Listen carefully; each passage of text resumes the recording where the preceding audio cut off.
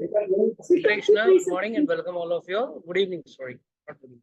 Morning, it's good evening. And as usual, it's our Thursday class. So we will be discussing about Sita Navami. Tomorrow Sita Navami, कल सीता नवमी है, तो उसके बारे में आज हम लोग कुछ बातचीत करेंगे.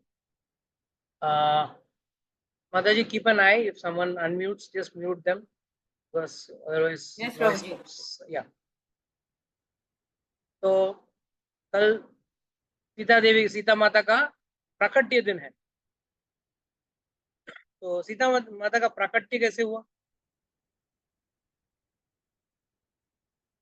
अरे सबको पता होगा ना. धरती से. धरती से प्रकट हुए. तो कल के दिन धरती से प्रकट हुए. धरती से प्रकट कैसे हुए? हल जनक राजा जनक जनक जी महाराज चला. वहां पे हल चला हल रहे थे. हल क्यों चला रहे थे? अकाल पड़ गया था कुछ. हाँ. तो अरे आप तो मिथिला के हो, आपको तो मालूम होना चाहिए सब कुछ. जी प्रभु जी. बोलिए. याद आ, रखना, ये सब बहुत जरूरी है, ये सब चीजें सीखने की. अकाल कैसे हुआ? एक तो बार जनक महाराज किसी गुस्से वर्ष किसी ब्राह्मण से थोड़ा क्रोधित होकर बात की, तो ब्राह्मण बहुत नाराज हो गया और उस देश को छोड़ के चला गया. उसको जाते हुए देख बाकी ब्राह्मण भी उसके साथ चले गए. बोलते ना कभी कोई यजमान थोड़ा गुस्सा से बोल देता है ना, तो याद रखना ये बड़ा अपराध है. अगर आप किसी ब्राह्मण को कटु वचन बोलेंगे तो बहुत ही बड़ा अपराध है. It's a big sin. One should never speak harsh words to Brahmanas. So when the Brahmanas left, जब ब्राह्मण वहां से छोड़ के चले गए, तब द बिग प्रॉब्लम वाज यज्ञ कौन करेगा. ब्राह्मण का होने का मतलब क्या है? यज्ञ करते हैं ब्राह्मण. और जब यज्ञ करते हैं, भगवत गीता में भी कहा गया है ना, जब यज्ञ किया जाता है तो देवता प्रसन्न होते हैं. जब देवता प्रसन्न होते हैं, वो हम पे वर्षा करते हैं. वर्षा से धरती में अन्न उगता है. अन्न खा के हम लोग वापस हृष्ट पुष्ट होते हैं और फिर वापस यज्ञ करते हैं, वापस देवता खुश होते हैं. तो ये एक चक्र है, एक साइकिल है जो हर युग से चला आ रहा है. आज के जमाने में भी यज्ञ करते हैं, पर कौन सा यज्ञ करते हैं? हरिनाम संकीर्तन का यज्ञ. भगवान का नाम लेना भी किसी यज्ञ से कम नहीं है. क्योंकि हम लोग इतने आजकल आलसी हो गए ना, भगवान का नाम लेना बोला तो बहुत तकलीफ हो. व्हाट्सएप के लिए टाइम है, इंस्टाग्राम के लिए टाइम है, फेसबुक के लिए टाइम है, गपशप के लिए, टीवी के लिए, खाने के लिए, सोने के लिए, सब चीज के लिए टाइम है. और एक ही चीज के लिए टाइम नहीं है, और वो है भक्ति. भगवान का नाम लेने मात्र से सारे प्रॉब्लम सॉल्व होते हैं, पर हम लोग लेने को तैयार नहीं है. तो यहाँ पे एक सवाल उठता है, क्या भगवान का नाम लेने से सब प्रॉब्लम सॉल्व हो जाते हैं? नहीं होते हैं. तो फिर लेना क्या चाहिए कि नहीं चाहिए? वो कह रहा है प्रभु नहीं जी, होता है. हाँ. आध्यात्मिक हमारे प्रॉब्लम सॉल्व होते हैं. हाँ, भौतिक नहीं होंगे अक्लमंद क्योंकि आदमी वो यही समझेगा. माया ही है ना. हाँ. भौतिक प्रॉब्लम सॉल्व नहीं होते हैं और आध्यात्मिक प्रॉब्लम सॉल्व होते हैं. आध्यात्मिक प्रॉब्लम बोला तो क्या प्रॉब्लम है? आध्यात्मिक प्रॉब्लम क्या होता है, जरा ये भी तो समझ ले. प्रभु हाँ जी, बोलिए. हमारा प्रारब्ध. हम्म. हमारा प्रारब्ध. I can hear you. क्या बोले? हमारा प्रारब्ध. हमारा प्रारब्ध बोल रही हो. प्रारब्ध. अच्छा हो जी, 2 कदम आगे हैं. प्रारब्ध को सीधा करने के लिए भगवान का नाम ले रहे हैं. अरे प्रारब्ध का तो दिया हुआ है, वो तो भोगना ही है. याद रखना, प्रारब्ध कभी किसी का बदलता नहीं है. प्रभु जी, जैसे उनका नाम लेंगे तो हम इस भौतिक जगत से हम मुक्ति पालेंगे. कौन बोलते हैं? भौतिक जगत से हम मुक्ति ये कौन पालेंगे. बोलते कौन है? कौन बोलते हैं?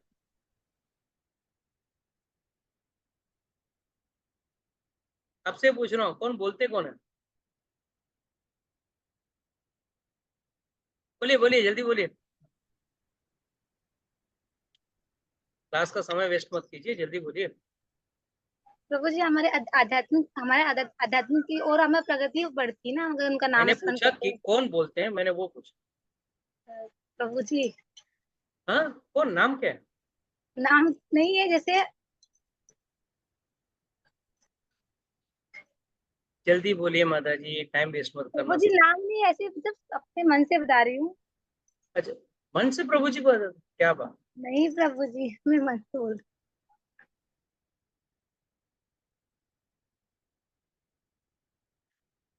तो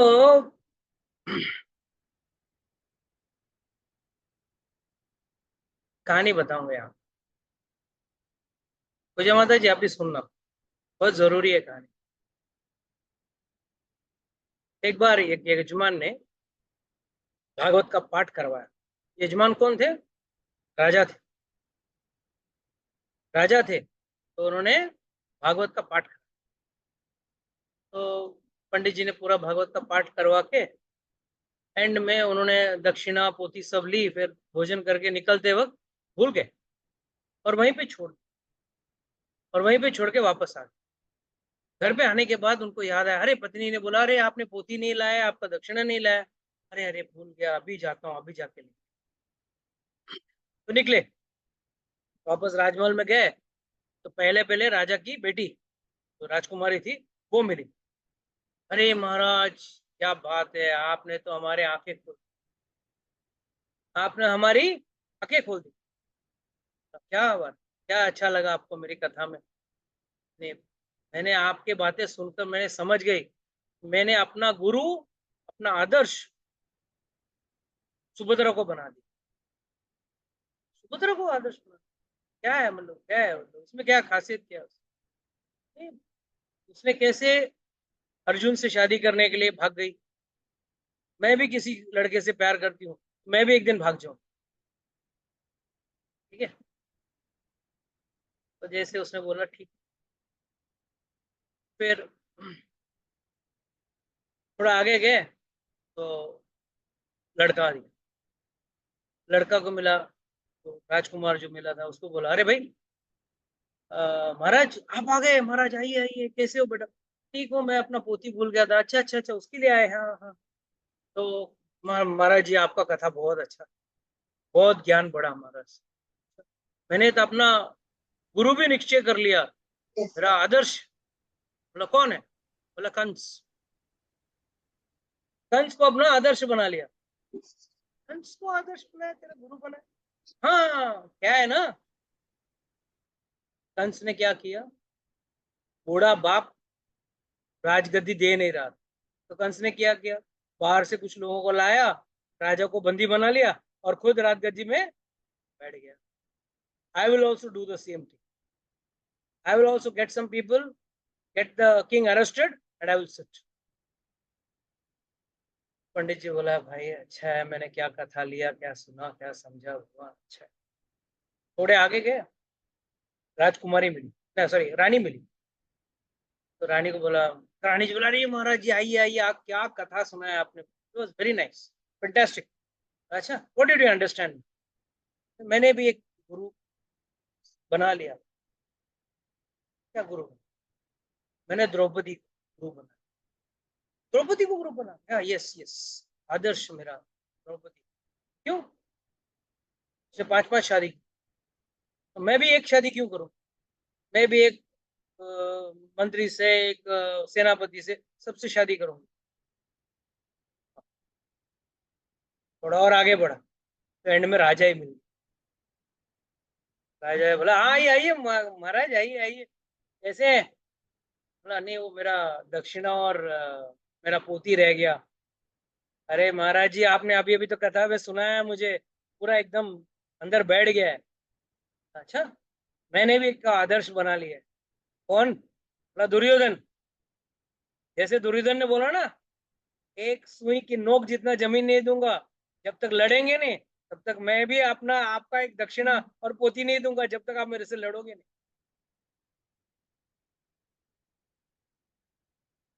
महाराज हाथ जोड़ के वापस आ गए। इस कथा से क्या समझ में आई? कथा सुनाने वाले की बात अगर कोई बेवकूफ ठीक से न समझे, अगर कथा सुनाने की बात किसी कोई बेवकूफ ठीक से न समझे, तो उसका पाप लगता है उस व्यक्ति को जिसने उसको ज्ञान दिया है। It's a fact. One who gives knowledge, that person doesn't understand the knowledge properly and takes like, किसी ने सुभद्रा, किसी ने कंस को, किसी ने दुर्योधन को, तो किसी ने द्रौपदी को अपना गुरु बना लिया, तो ये मामला गड़बड़ा जाता है। जिसको समझना है वो समझ जाएगा। तो पहला चीज, भक्ति प्रारब्ध को सीधा करने के लिए, शायद किसी ने बताया होगा आपको, मगर आप समझे नहीं। बताना बात अलग होती है, समझना बात अलग होती है। इसके लिए बहु शास्त्र, बहु गुरु, बहु ज्ञान खतरनाक है। चैतन्य चरितामृत कहता है, ज्यादा गुरु के चक्कर में, ज्यादा ज्ञान के चक्कर में जो घूमता है वो कहीं पहुंचता नहीं। क्यों? क्योंकि वो एक गुरु के बाद और दूसरे गुरु के बाद में नापतोल करने लगते हैं, ये बेहतर है या वो बेहतर, समझने के चक्कर में नहीं रहता। वो खुद गुरु को मार्क्स देने में लगा रहता है। और याद रखना, कभी भी जब व्यक्ति गुरु को मार्क्स देने लायक हो जाता है ना, तो गुरु का गुरु हो जाता है, उसको फिर गुरु की जरूरत नहीं। Now coming back to our point, that I asked you all, what is the need for one to chant the holy name? It's only very, very simple for pushing us out of the cycle of birth and death. जन्म मृत्यु के चक्कर से बाहर निकलने के लिए भक्ति करते हैं, भगवान का नाम लेते हैं, ना कि प्रारब्ध के साथ कोई छेड़खानी करने के लिए। हम लोग प्रारब्ध के साथ कोई छेड़खानी नहीं कर सकते, कोई भी नहीं कर सकते। प्रारब्ध हमारा कमाया हुआ है, हमारा धन है, हमारी पूंजी है। प्रारब्ध में अगर आपके 100 कोटि मिलने वाले, 100 करोड़ मिलने वाली हो, उसके साथ छिड़कानी करोगे? करना चाहोगे? या तो सुनो सही, समझो सही, choice is yours. Coming to the point, Sita मैया, Janak Maharaj had a lot of, what do you say, problems, because all the Brahmanas had left the town and gone. Mithila नगर छोड़ के चले गए थे और उन्होंने यज्ञ करना छोड़ दिया। और यज्ञ नहीं हुआ तो बरसात नहीं होगी, बरसात ना हुआ तो फिर अकाल होगा। That is the reason why he invited the Brahmanas and they told him finally that he has to do a यज्ञ। and उस यज्ञ में जमीन को हल से खोदने का, उन्होंने खोदते वक्त वहां पे एक संदूक में सीता महारानी। तो अगर आप कोई भी देखेंगे, चाहे वो रामचंद्र का जन्म हो या सीता जी का जन्म, दोनों अयोनिजा है। अयोनिजा मीन्स जो किसी माँ के गर्भ से नहीं आई। There is अयोनिजा। Even if you see Radha Rani Rawal में जब कीर्तिदा और ऋषिभानु वहां पे यमुना किनारे खड़े थे, वहां एक कमल में, एक दिव्य कमल में राधा रानी प्रकट। तो वो कभी भी याद रखना, लक्ष्मी देवी हो या राधा रानी हो, कोई भी गर्भ से नहीं आते हैं, वो दिव्य। इसके लिए भगवान भगवद गीता में क्या कहते हैं? जन्म कर्म च में दिव्यम एवं यो वेति तत्वतः व्यक्ता देहम पुनर्जन्म ना एति माम एति सो अर्जुन। तो only by divine process these great personalities appear. They don't appear from the womb of it. So finally जब सीता मैया का जन्म हुआ, जनक महाराज बहुत खुश हो गए उन्होंने उसको नाम सीता रखा, क्योंकि हल का जो कोना जिससे जमीन को खड़ा जाता है उसको सीत कहते हैं, इसके लिए उस बेटी का नाम सीता रखा गया। और सीता माता बचपन से ही बहुत तेजस्वी थी, बलशाली नहीं कह सकते, तेजस्वी। आप लोगों ने सबने वो दिव्य धनुष का कहानी तो सुना होगा, जिसको रामचंद्र जी ने तोड़ा, शिव जी का धनुष था। वो धनुष को हिलाने के लिए कुछ करीब करीब 400 तगड़े लोगों की जरूरत है। 400 लोग उसको बड़े मुश्किल से, बड़े तकलीफ से उसको ढकल पाते हैं। अगर सीता मैया ने बचपन में खेलते खेलते जब 4 या 5 साल की थी, तब उन्होंने उस धनुष को अपने एक हाथ से उठा लिया, बाएं हाथ से उठाया, तो कहते हैं साफ सफाई करने लगी, नीचे नीचे बहुत धूल जमा हो गया था, उन्होंने साफ करके वापस धनुष को उसकी जगह पर रख दिया। तब जनक महाराज जी को पता चला, भाई सीता महारानी कोई मामूली इंसान नहीं है, इनके लिए कोई ऐसा योग्य वर ढूंढना पड़ेगा। इसके लिए उनके लिए वो धनुष का स्वयंवर रखा गया और उसके लिए कोई बहुत सारे लोग आए, मगर कोई उस धनुष को उठा नहीं पाया। प्रत्यंचा चढ़ाना तो दूर की बात है, उठा नहीं। तो इसमें अगर आप ठीक से देखोगे ना, तो रामायण में जब वो लोग चित्रकूट में थे, रामचंद्र जी और सीता मैया, तो वहां पे भगवान नर लीला कर रहे हैं। सीता मैया और रामचंद्र जी दोनों नर लीला कर रहे हैं। और नर लीला करना का मतलब क्या है? What is the speciality of नर लीला? इंसान जैसा लीला करना मतलब खासियत क्या है उसकी? बोलिए। अरे what is so special?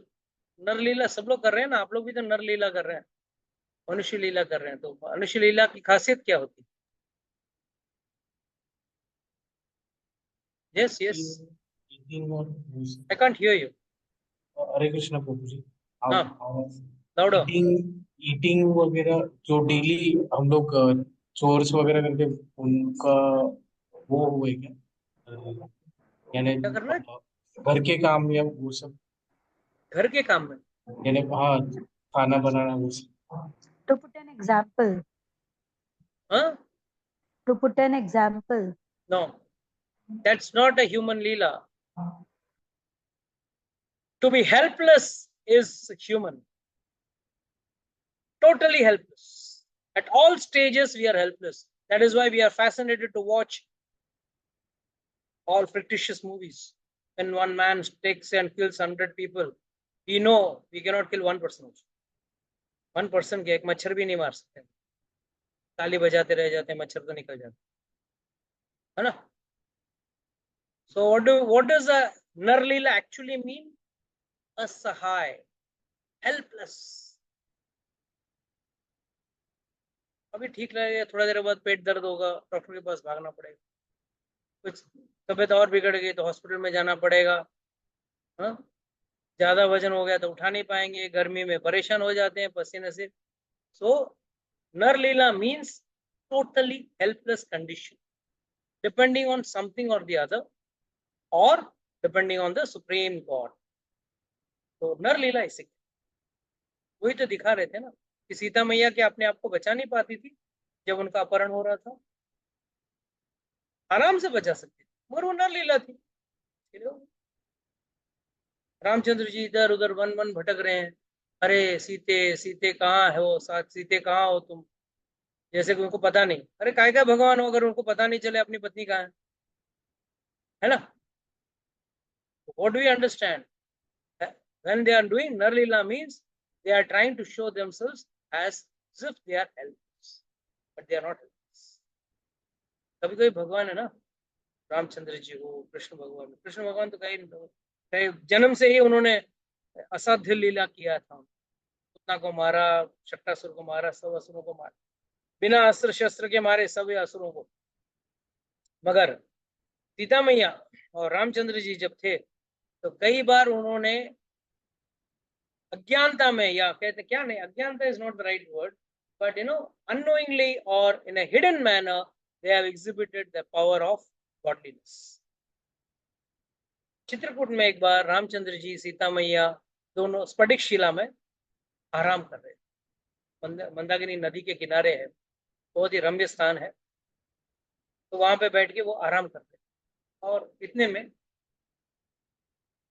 Jayant, Indra का पुत्र जयंत, वहां कौवे के रूप में आया। क्यों? वो भेद बुद्धि रख रहा था, अरे ये कौन से भगवान है भाई, नरलीला में घूम रहे हैं, भगवान नहीं हो सकते हैं, सदा इंसान है। और उन्होंने इतना बड़ा धन्य अपराध किया। रामचरितमानस में लिखा गया है कि जयंत के और उन्होंने सीता मैया के पैर में चोंच मारी जिससे खून निकला। और वाल्मीकि जी लिखते हैं उन्होंने पैर पे नहीं, उनके वक्षस्थल पे, उनके चेस्ट पे आके अपने पंजों से और चोट से मारा और खून की बूंदे निकली बाहर, drops of blood came out. और जब रामचंद्र जी पे गिरे, रामचंद्र जी सीता मैया की गोदी में लेटे हुए थे नदी किनारे, अचानक जब उठे देखा कौन है जिसने तुम पे वार किया। जैसे उन्होंने देखा बाजू में कौवा बैठा था, काव काव कर रहा था, समझ गए ये वही कौवा है। तुरंत उन्होंने, उनको याद आया, अरे मैंने तो धनुष्य बाण तो मैंने पर्णशाला में रखा था। धनुष्य जब रोमांटिक मूड में रहते हैं तो भगवान कभी भी आयुध नहीं उठाते ना, आयुध लेके नहीं चलते हैं। तो ही रिमेम्बर्ड उनका bow and arrow is the हट। तो उन्होंने तुरंत एक घास का तिनका उठाया और तुरंत उस घास के तिनकों को उठाकर ब्रह्मास्त्र बना दिया उसको और उस कौवे के पीछे छोड़। कौवा भी साधारण नहीं, इसका पुत्र था इंद्र का। भागने लगा, सब जगह गया, शिव जी के पास गया, ब्रह्मा जी के पास गया, सब लोग ने भगा दिया, बोला यहाँ से भाग, हम लोग तो तुझे बचा नहीं सकते, भगवान का ब्रह्मास्त्र है, हम लोग तुझे नहीं बचा सकते, भाग जा तू इधर से, हमारा लोग ही जल जाएगा नहीं। भगा दिया सब। बैठ लो।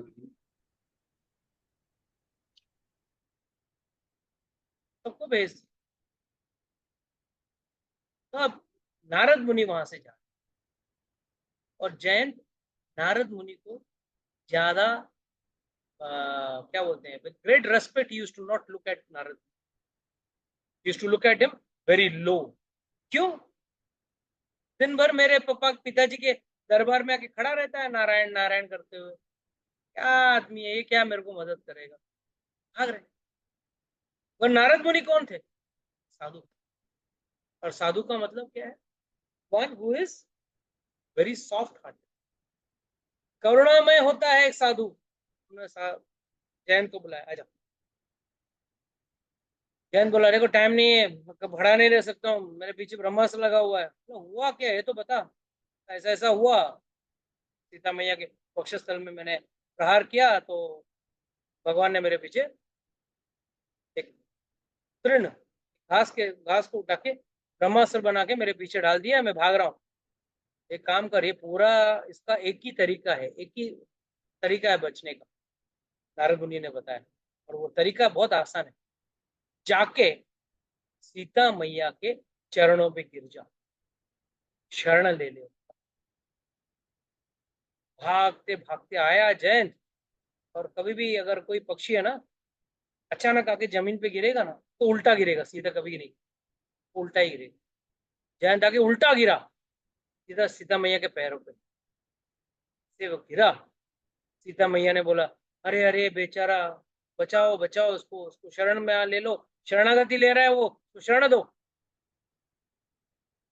तो शरण क्या, भगवान ने बोला इसको शरण दूंगा, ये तो बड़ा बड़ा पापी है, दुष्ट है, इसने तुम पर, तुम्हारे इस पे वक्षस्थल पे उसने प्रहार किया है, और ऊपर से ऊपर उसको अभी भी डाउट है क्या मैं भगवान हूँ, तुम लक्ष्मी हो, मैं विष्णु हूँ या नहीं, इस पे भी उनको संदेह है। तो सीता माता जी इसके लिए कहते हैं कि बिना सीता माता की कृपा के, बिना राधा रानी की कृपा से आप कभी भी भगवान को पा नहीं सकते। याद रखना, कल का दिन इसके लिए बहुत महत्वपूर्ण है। राधा रानी भगवान से मिलाने वाली है। आप राधा रानी के चरण शरण लो लोगे तो एक भगवान से वो मिला दी। और याद रखना, डायरेक्टली आप भगवान के पास जाओगे ना, बोलेंगे अरे तेरे अंदर तो 101 कमियां हैं, जा तू इधर से, तुझे तेरा शरणागति लूंगा नहीं। मगर जब कोई रिकमेंडेशन देता है ना भगवान की पत्नी, अगर घर में इस भौतिक दुनिया में भी अगर कोई पत्नी अगर रिकमेंडेशन दे तो पति न चाहते हुए भी उसको सुनना या उसको रख लेता है। तो आध्यात्मिक दुनिया में भी यही हिसाब है। अगर लक्ष्मी जी ने बोल दिया तो विष्णु जरूर शरणागत देते। गजेंद्र की कहानी में कहा गया है, जो गजेंद्र तकलीफ में था और भगवान को याद कर रहा था, वो सोच रहा था भगवान कैसे प्रकट। भगवान तुरंत निकले। और तभी गजेंद्र सोचा, भगवान को जब दूर से आते हुए देखा, अरे क्या अर्पण करूं भगवान। इधर उधर जमीन पे देखा, उस पानी में देखा, कोई 1000 साल से युद्ध लड़ रहा है, वहां क्या मिलेगा, कुछ भी पेड़ पौधे नहीं थे। तो आचार्यगण कहते हैं, आप लोगों ने फोटो तो देखा होगा, गजेंद्र के सूंड पे कमल का फूल है, तो फूल कहाँ से आया। कहते हैं लक्ष्मी जी ने देखा, अरे मेरा बच्चा तड़प रहा है, तकलीफ कर रहा है, कोशिश कर रहा है मेरे मेरे पति का सेवा करने के लिए, लो मैं अपना कमल का फूल जो मैं अपने हाथ में रखती हूँ वही फेंक देती हूँ। और वही कमल का फूल गजेंद्र ने उठाकर विष्णु भगवान को दी। इसके लिए अगर किसी को धन भी चाहिए ना, अगर वो चेष्टा करता है उस धन को सही जगह पे लगाने की या खर्च करने की, तो लक्ष्मी देवी स्वयं कृपा करके उस पर और धन की बरस। Very few people realise this. लोग धर्म करते जरूर हैं और ये सोच के करते हैं ठीक है कर दिया भगवान, एक का चार दे देना। अरे आपकी कोशिश मात्र से ही लक्ष्मी जी इतनी खुश हो जाती हैं। तो सीता मैया ने बोला, अरे आके शरण में आया है तो शरण दे दो। शरण नहीं दूंगा ऐसे, शरण तो मैं उसको दूंगा जो गुरु के माध्यम से आए। सीधे सीधे भगवान के पास जाओगे तो कोई शरण नहीं मिलेगा। So one has to come go to God through a guru. और गुरु भी कौन सा, ऐरा गैरा नत्थु खेरा नहीं, he has to be from a bona fide Guru. bona fide गुरु या सही आध्यात्मिक गुरु किसे कहते हैं, जो किसी संप्रदाय से जुड़ा हो, जो स्वयं नियमों का पालन कर रहा हो, जो स्वयं भगवान को सर्वोत्तम मानता हो और उनकी सेवा करता हो, उसी को गुरु माना गया। जिसने सही माध्यम से ज्ञान अर्जित किया हो, सही माध्यम, मैं कह रहा हूं बार बार, माध्यम मतलब ये नहीं कि यूट्यूब से और इंस्टाग्राम से ज्ञान लेना। सही माध्यम बोला तो सही आचार्यों से ज्ञान लेना। सही आचार्यों से ज्ञान लिया हुआ व्यक्ति ही गुरु बन सकता है, और वही व्यक्ति आपको दीक्षा या भगवान के करीब लेके जा सकता। तो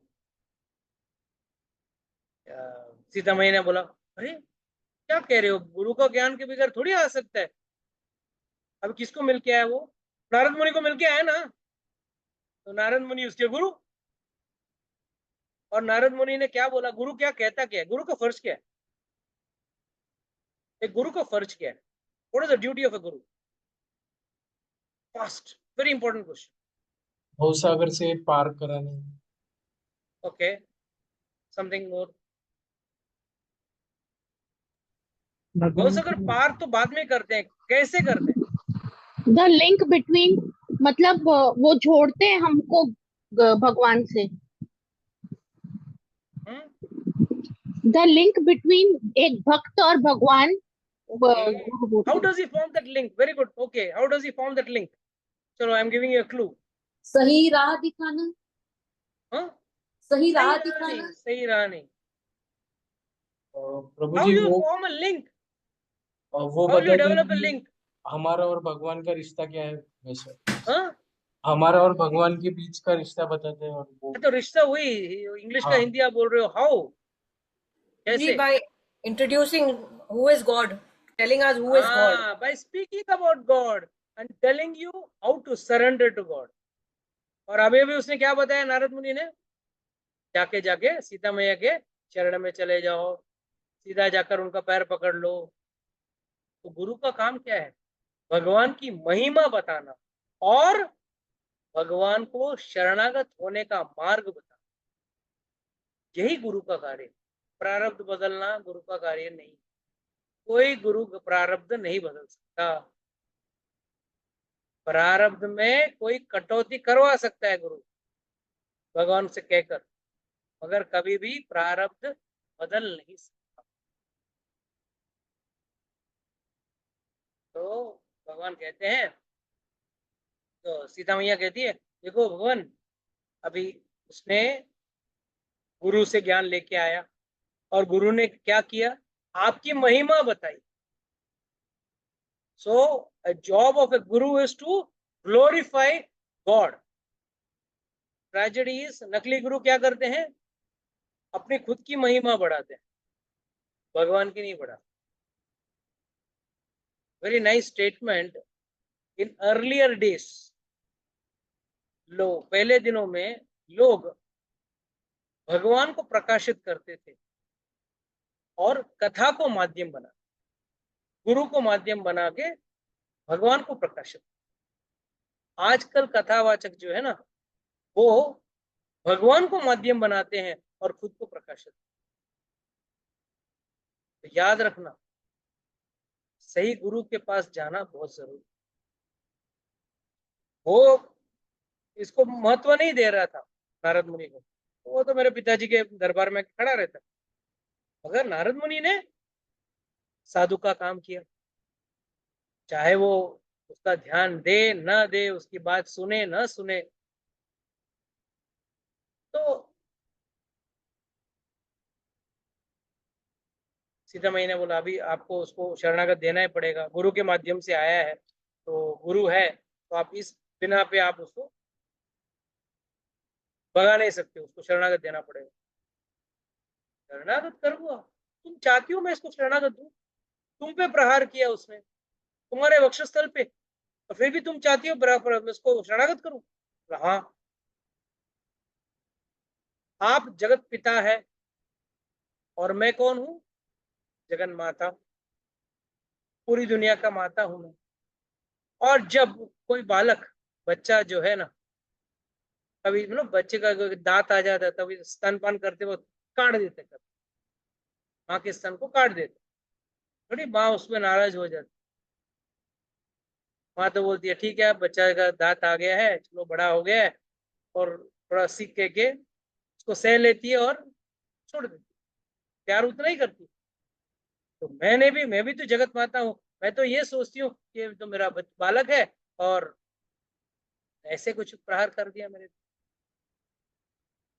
तो भगवान कहते हैं, अरे वाह, तुम तो बड़ी वकालत कर रही हो इसकी, इतनी वकालत कर रही हो, इतना गलत कार्य किया, फिर भी तुम बोल रही हो ठीक है इसको माफ कर दो। ठीक है, मैं माफ कर दूंगा, मगर एक बार मैंने जो ब्रह्मास्त्र छोड़ दिया है वो अमोघ है। भगवान का कोई भी अस्त्र जो है वो अमोघ है, वो अपना वही से टारगेट पाकर ही रहेगा। तो सीता मैया ने बोला, वो आपका डिपार्टमेंट है, मेरा नहीं। मेरा डिपार्टमेंट सिर्फ शरणागति दिला देना मेरा काम है, बाकी सब आपका डिपार्टमेंट। बोला वाह, यहाँ तक आप बोल रहे हो और यहाँ बोल रहे हो आप मेरी डिपार्टमेंट नहीं है, आपकी डिपार्टमेंट। ठीक है, मैं एक काम कर सकता हूँ, इस बाण से, इस ब्रह्मास्त्र से उसकी एक आंख फोड़ दो। सीता मैया बोला, ठीक है, कोई बात नहीं। बोला, बाद में बोलना मैं शरणागत हो गया इसके लिए, आप फिर आप कैसे उसकी आंख फोड़ते हो? कहते हैं कि सीता मैया वो so merciful, so merciful, so merciful that Ramchandra ji had to send her with Lakshman when those 14,000 Rakshasas came to fight. जब शूर्पणखा ने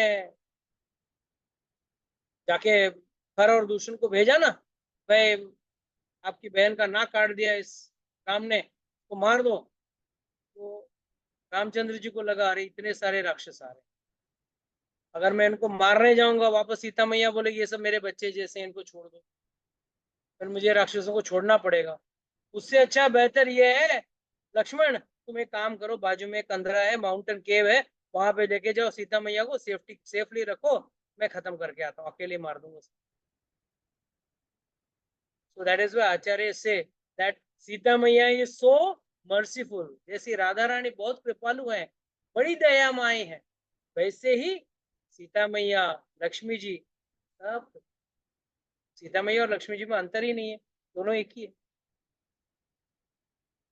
तो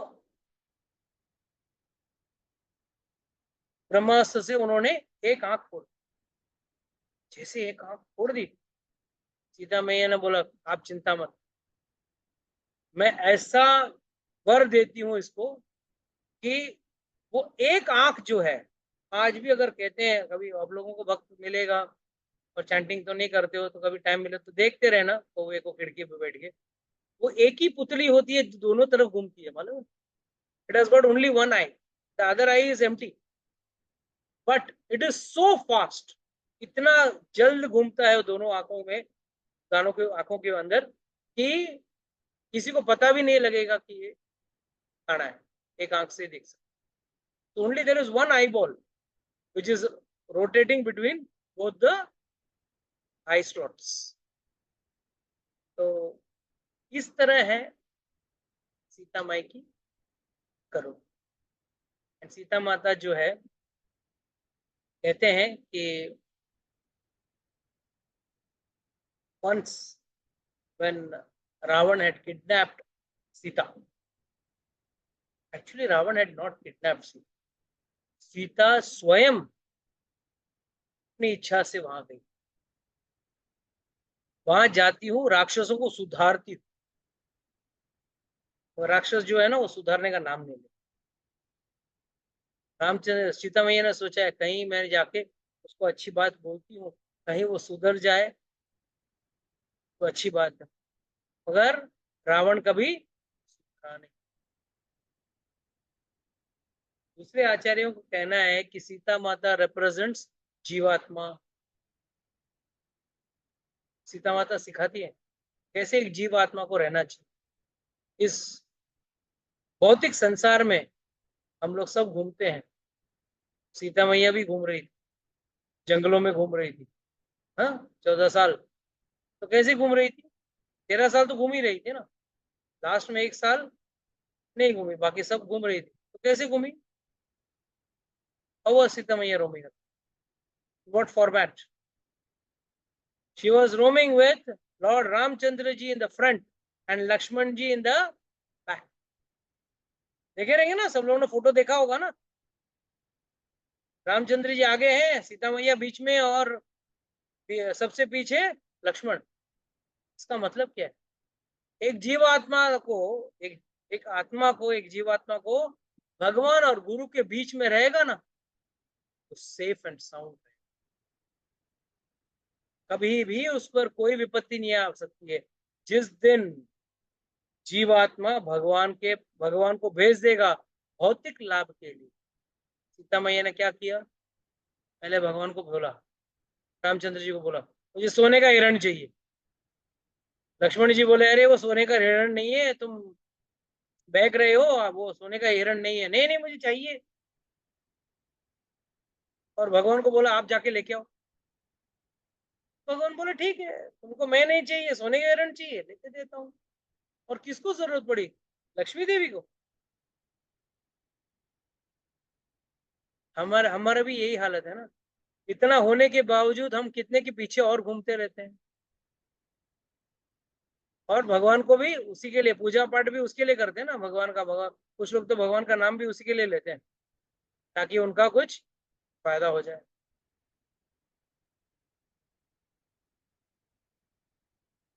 और जब भगवान चले गए सीता मैया के कहने पे, रामचंद्र जी लक्ष्मण जी बचे थे, तो लक्ष्मण कौन है? गुरु है, गुरु तत्व है। और उसने क्या किया? गुरु को भी बोल दिया जाओ भगवान के पीछे जाओ, मुझे छोड़ दो, पहले जाके मेरा काम करके आओ। इसके लिए जो व्यक्ति गुरु को इस चीज के लिए इस्तेमाल करे कि उसको भौतिक लाभ हो जाए। कई लोग गुरु के पास जाते हैं इसके लिए ना, गुरु जी एक मंत्र दे दो जिससे मेरा शादी हो जाए, एक मंत्र दे दो जिससे मुझे नौकरी मिल जाए, मेरे लिए कुछ ऐसा मंत्र या झाड़ फूक कर दो मुझे पत्नी मिल जाए या पति मिल जाए, मुझे कुछ ऐसा झाड़ू फूक दे दो, मंत्र दे दो जिससे बच्चा हो जाए। ये सब भौतिक चीजों के लिए गुरु नहीं होता है। गुरु सिर्फ आध्यात्मिक के लिए होता है। इज ओनली फॉर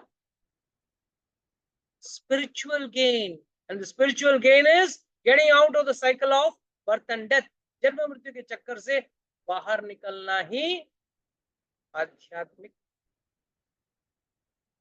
बेनिफिट या ज्ञान है। तो गुरु उसके लिए इस्तेमाल करता। तो सीता मैया हमको बताती है ये 13 साल, 13.5 साल ऑलमोस्ट, 13 साल she was moving around in the jungles, forests of Dandakaranya and all those places, but she was safe. जब तक भगवान आगे रहें और गुरु पीछे, आप सेफ। जिस दिन ये दोनों को छोड़कर आप अकेले ही जीवन का आनंद उठाने की कोशिश करेंगे, कोई ना कोई रावण उठा लेगा। और रावण और कुछ नहीं है। रावण के कितने सर थे किसी को पता है? लेट्स सी, 11, 12 कितने? अरे कोई तो अनम्यूट करके बोलो। 10 प्रभु जी, 10। पक्का 11, 12 नहीं थे ना? नहीं आजकल के क्या मालूम, कलयुग में कोई भी कुछ भी बोल सकता है। हमारे पिक्चर में तो रावण के 10 ने 11 सिर थे बोलेंगे। तो कहते हैं ये 10 सिर और कुछ नहीं है, 10 इंद्रियां हैं। वो हमको उठा के लेके जाते हैं जब हम माया के पीछे भागेंगे। ये 10 इंद्रियां क्या है? आँख, नाक, कान, मुंह, ears, eyes, nose, tongue and ears. These are the 5. And what are the 5 working senses? मन, चित्त, बुद्धि। मन, चित्त, बुद्धि। बड़े I don't understand. And I have never taught all this. आप लोग का अंदर से ये ज्ञान कहाँ से आता है? I still wonder. अंदर से ज्ञान ज्यादा है। मन कहाँ से इंद्रिय हो गया? चित्त कहाँ से इंद्रिय हो गया?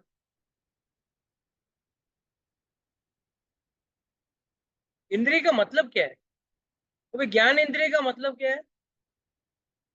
Knowledge acquiring senses, hands, legs, the genitals, your anus, they are all knowledge acquiring senses.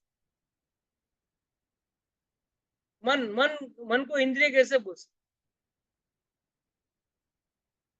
चित्त को, कॉन्शियसनेस को इंद्रिय कैसे बोल सकते? उससे क्या ज्ञान मिलता है?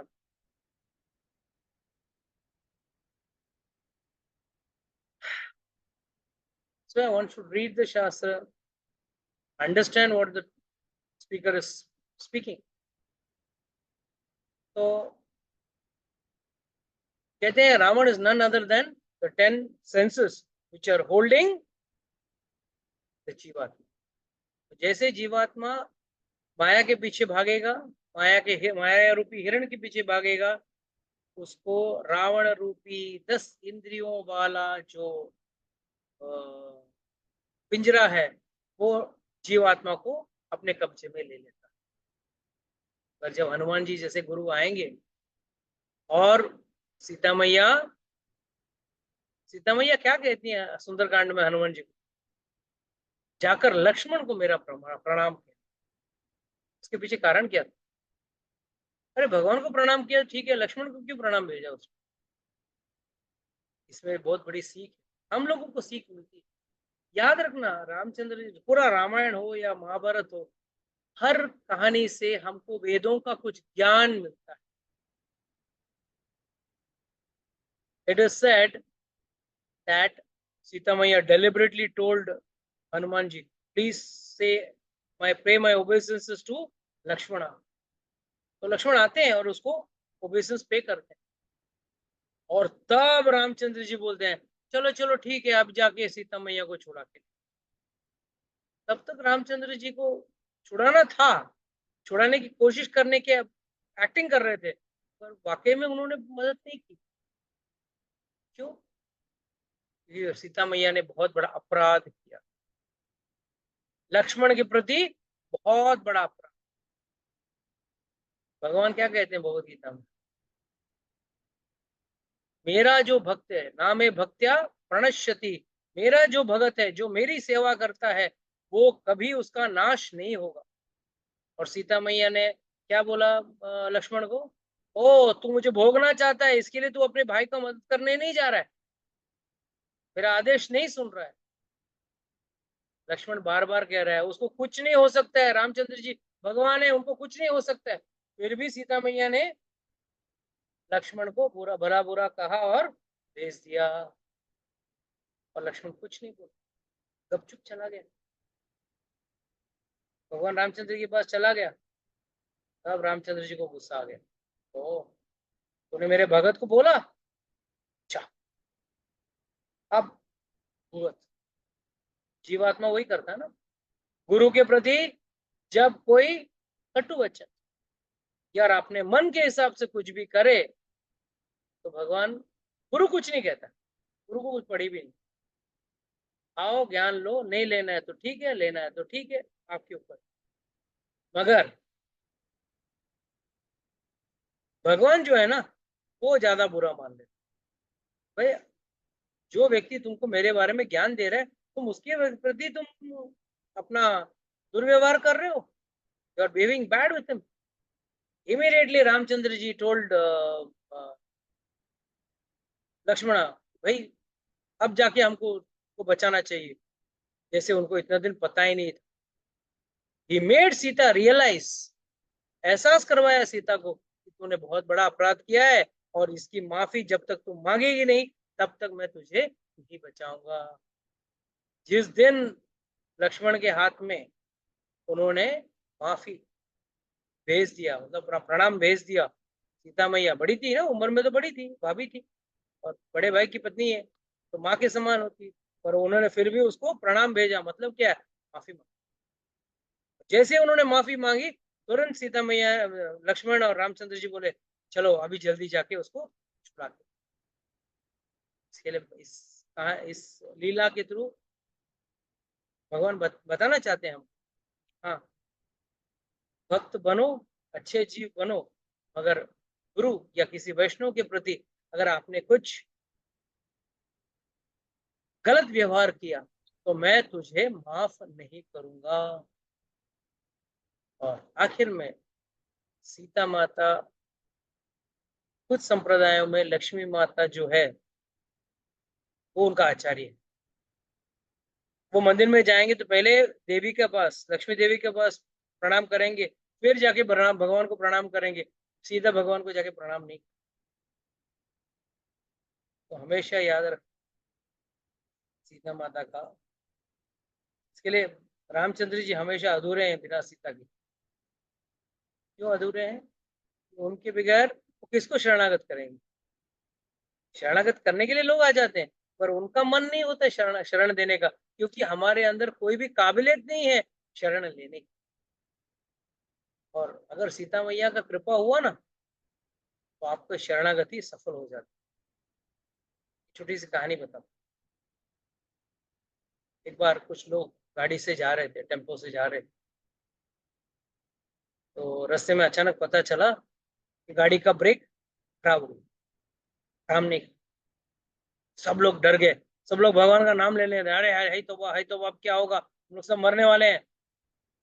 मैंने देखा छोटी सी लड़की वहां उस गाड़ी में बैठी थी, बस वो अपने कागज कलम के साथ खेल रही है, लिख रही है, कर रही है। तो सब लोग बोले अरे पागल है क्या तू, हम लोग सब भगवान का नाम ले रहे हैं, अभी भी हम लोग मर सकते हैं और तू खेल रही है। किसी तरह उस ड्राइवर ने थोड़ी देर बाद उस गाड़ी को किसी पेड़ से टकरा कर रोक दिया। सब लोग उतर के उस लड़की को चिल्लाने लगे, ये बेवकूफ लड़की, जो पता नहीं हम लोग मरने वाले थे और तू बैठ के खेल रही है आराम से। तो लड़की ने बोला, चुप रहो, पहले बताओ, आपको मालूम है मैं किसकी बेटी हूँ? मैं किसकी बेटी हूँ? जो ड्राइवर था ना उसी की बेटी। अच्छा, ड्राइवर की बेटी हूँ? ड्राइवर की बेटी। तो फिर याद रखो, मेरे पिताजी चाहते थे ना, वो जब दौड़ती हुई गाड़ी से भी उतर के भाग सकते थे, मगर मुझे पता है पिताजी मेरे लिए किसी भी तरह इस गाड़ी को रोकेंगे, मेरे लिए रोकेंगे। और याद रखना, उन्होंने रोका, ये सब किया वो मेरे लिए, नहीं तो कूद के भाग जाते थे, तुम लोग मर जाते थे, पर मैं थी इसके लिए गाड़ी बचा। उसका मतलब क्या है?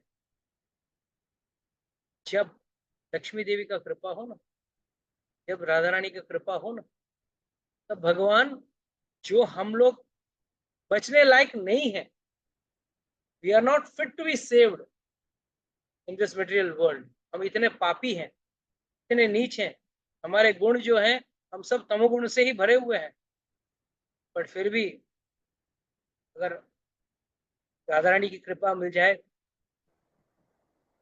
लक्ष्मी देवी की कृपा मिल जाए, सीता मैया की कृपा मिल जाए, तो उस बच्चे के पिता की तरह, पिता जो है उस बच्चे के लिए उस गाड़ी को बचाया, ना कि लोगों के लिए। उसी तरह है, मैया की बात सुनकर भगवान हम लोगों को भी इस भवसागर से पार कर। इसके लिए याद रखना, सीता मैया का कृपा हमेशा हमको पाना है। इसके लिए कल सीता नवमी है, सबको आधा दिन का उपवास रखना है, दोपहर को 12 बजे तक। 11 बजे मंदिर में अभिषेक है, तो आ सकते हैं, अच्छी बात है। मंदिर में 12 बजे तक और 11 बजे को अभिषेक होगा, और फिर 1 बजे प्रसाद सबके लिए रहेगा, सब लोग आ सकते हैं। हरे Krishna. I'd like to close my lecture today with this.